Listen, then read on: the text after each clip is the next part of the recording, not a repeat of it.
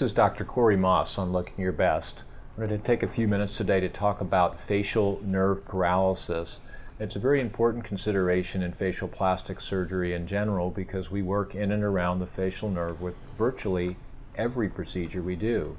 The facial nerve is important because it's a motor nerve or a movement nerve that starts from the bottom of the ear here in a small canal where it comes through the bone and spreads out almost like the fingers of your hand to supply the different muscles of the face. These nerve endings become very superficial and are just under the muscle as they get very close to the corner of the eye in a line that goes straight down from that medially or toward the nose. And it's really a very important nerve because all of our facial expression derives from that nerve. It's obviously two-sided. There's one on each side, so you can have a facial nerve weakness or injury on one side and not the other, or complete paralysis. And I wanted to talk a little bit about the causes of facial nerve paralysis, ones that we see with some frequency and then others that are quite rare. The most commonly known cause, or really its unknown cause of facial paralysis, is referred to as Bell's palsy, which was described many years ago and really still to a large extent is considered idiopathic, meaning we don't really know what the cause of it is. But I think most researchers, scientists, and physicians like myself that work with it believe that because the facial nerve travels a long distance from the brain stem through a very narrow bony canal all the way out to the face, that the canal itself, which is very thin and narrow as I said, in cases in which the nerve might become slightly swollen or irritated or inflamed, as in a viral type of infection, can cause that nerve to shut down and weaken. And you can have a small viral illness that causes Bell's palsy. Most of us now, if we see acute sudden onset of Bell's palsy without other causes or nerve injury, nerve weakness on one side or the other, will treat that with a type of antiviral agent, a cyclovir, and also high-dose steroids to reduce the swelling. And in fact, the outcomes now are improving in terms of long-term. Most of the time in the old days, Bell's palsy, the patient was sent home and told it'll get better over time. And in fact, in many cases, it didn't completely get better.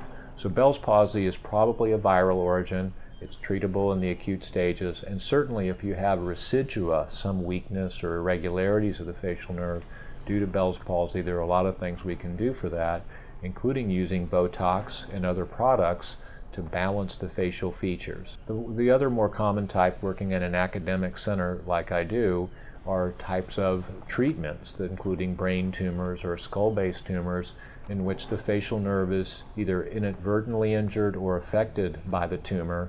These are often schwannomas or acoustic neuromas, and in many cases that schwannoma will push on the facial nerve and cause weakness. Sometimes that's the very first sign of the tumor, and so it helps the diagnosis to be made earlier. Obviously, trauma is one that people can't control. Facial nerve injury can happen from deep lacerations to the face. They can also occur in head injuries, particularly in motor vehicle accidents is where we see them most commonly. The good news about trauma, especially blunt trauma, is that in most cases the facial nerve will recover with proper treatment and time. And we always encourage people who have had facial nerve injuries that were not cut, now these are blunt traumas, to give it time, and there are certain therapies we can do to accelerate the recovery of the nerve.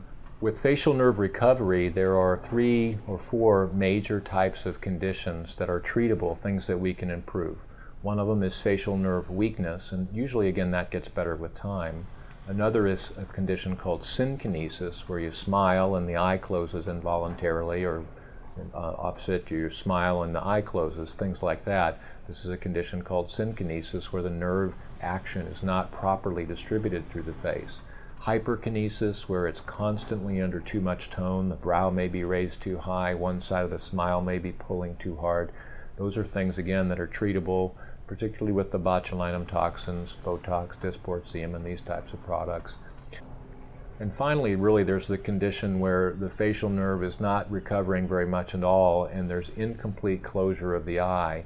And in those cases, we'll use certain treatments, and particularly surgical treatments, like the placement of a gold weight or tightening the lower eyelid to make sure that the eye closure is complete. And that's a really important milestone step in the treatment of facial paralysis, even if we think it's not going to be permanent.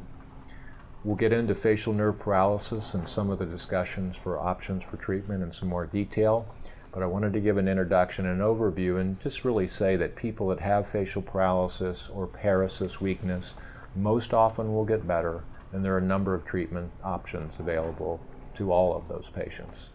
If you have any questions about facial nerve paralysis or weakness and would like to find out more information, please don't hesitate to call or write at drmaas.com. You can send photographs or even videos of yourself, and I'm happy to answer you either privately or publicly if you'd like to share information with others that might have the same condition. This is Dr. Corey Maas on Looking Your Best.